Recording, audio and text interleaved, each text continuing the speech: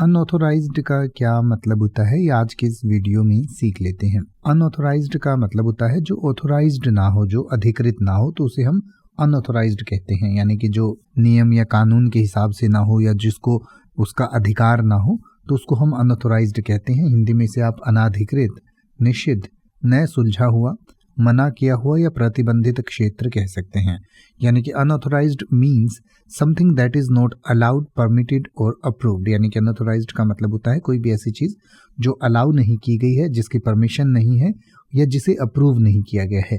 It typically refers to action और access that occur without proper permission और authorisation. यानी कि ये किसी भी ऐसे एक्शन को, यानी किसी भी ऐसे काम को या किसी भी ऐसी एक्सेस को संदर्भित करता है या उसके बारे में बताता है कि इसको बिना किसी परमिशन या ऑथराइजेशन के किया गया है।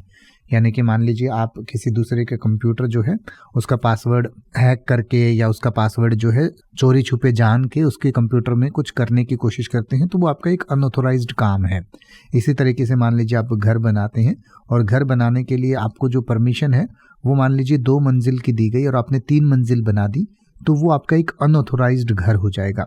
इसी तरीके से जहाँ पर कोई कॉलोनी या घर बनाने की परमिशन ही ना हो, वहाँ पर कोई कॉलोनी या घर बन जाता है, तो उसको हम अनऑथोराइज्ड कॉलोनी या अनऑथोराइज्ड घर कहते हैं।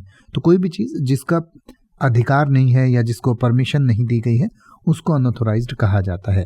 तो इसको और बेहतर तरीके से समझाने के लिए आपकी स्क्रीन पर कुछ एग्जाम्पल सेंटेंसेज और डिटेल्स दी गई हैं, जिन्हें आप पढ़ सकते हैं और इसको और बेहतर तरीके से समझ सकते हैं।